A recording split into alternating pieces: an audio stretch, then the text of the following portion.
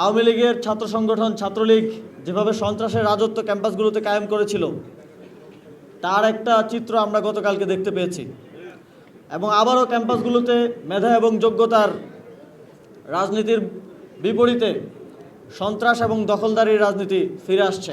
আমরা যেই জিয়াউর রহমানের এবং খালেদা জিয়ার যেই বিএনপিকে দেখেছি বাংলাদেশের রাজনীতিতে যে আদর্শ নিয়ে তারা একটি দল গড়ে তুলেছিলেন এবং এই পর্যন্ত নিয়ে এসেছেন, সেই বিএনপিকে আমরা আর আসলে চিনতে পারছি না। আমরা দেখছি যে তারা বাংলাদেশে এখন আওয়ামী লীগের কালচার করছে, তারা এখন ৭২-এর সংবিধানের রাজনীতি করছে, যেই সংবিধান ছুঁড়ে ফেলার কথা বেগম খালেদা জিয়া বলে গিয়েছিলেন।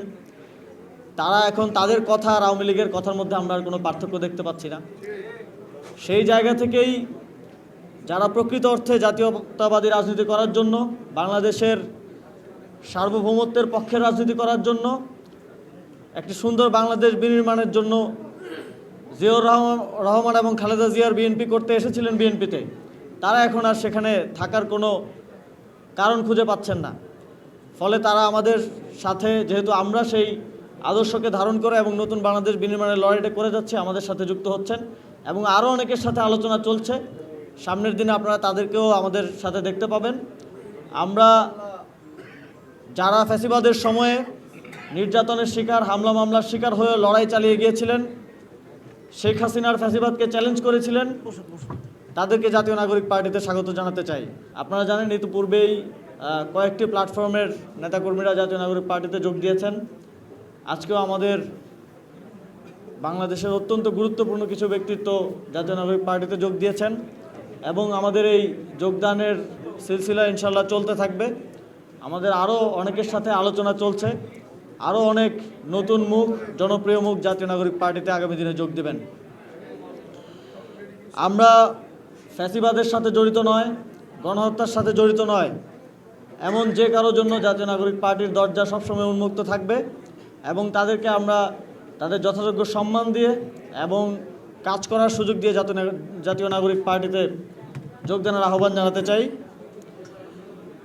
জাতীয় নাগরিক পার্টি নির্বাচনের পর থেকে গণভোটে জনগণের যেই রায়, সেই রায় বাস্তবায়নের জন্য রাজনীতি করে যাচ্ছে এবং সংসদে এবং রাজপথে জনগণের প্রকৃত প্রতিনিধি হয়ে ওঠার জন্য কাজ করে যাচ্ছে। এই লড়াইয়ে আমাদের সাথে আজকে আপনারা ইতিমধ্যেই জেনেছেন যোগ দিচ্ছেন ফেরসামিন হক ইকবাল আপা। তিনি বিভিন্ন সময়ে আমাদের প্রতি তার সমর্থনের কথা জানিয়েছেন এবং তিনি, আমরা যার আদর্শে রাজনীতি করি, বাংলাদেশের ফাউন্ডিং ফাদার্সদের মধ্যে অন্যতম শেরেবাংলা একে ফজলুল হকের বংশধর এবং আমাদের সাথে যোগ দিচ্ছেন জুলাই গণঅভ্যুত্থানের অন্যতম কণ্ঠস্বর নুরুজ্জামান কাফি।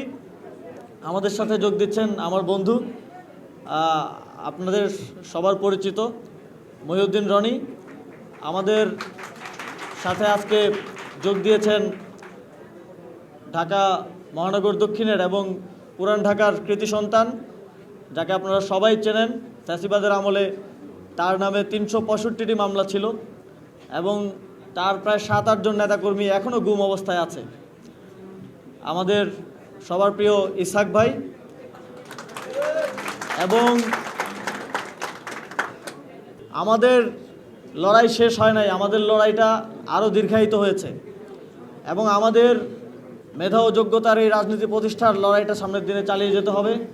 সেজন্য আমাদেরকে সারা দেশে সাংগঠনিক শক্তি বৃদ্ধি করতে হবে। আমি জাতীয় নাগরিক পার্টির সারা দেশের সকল নেতাকর্মীদের, জেলা পর্যায়ের, উপজেলা পর্যায়ের নেতৃত্বদেরকে আহ্বান জানাবো, সমাজের যারা গ্রহণযোগ্য ব্যক্তিত্ব আছেন কিংবা পূর্ববর্তীতে বিভিন্ন রাজনীতির সাথে জড়িত ছিলেন, ফ্যাসিবাদের সাথে জড়িত নয় এবং গণহত্যার সাথে জড়িত নয়, এমন সকলকে জাতীয় নাগরিক পার্টিতে অংশগ্রহণের দাওয়াত দেওয়া।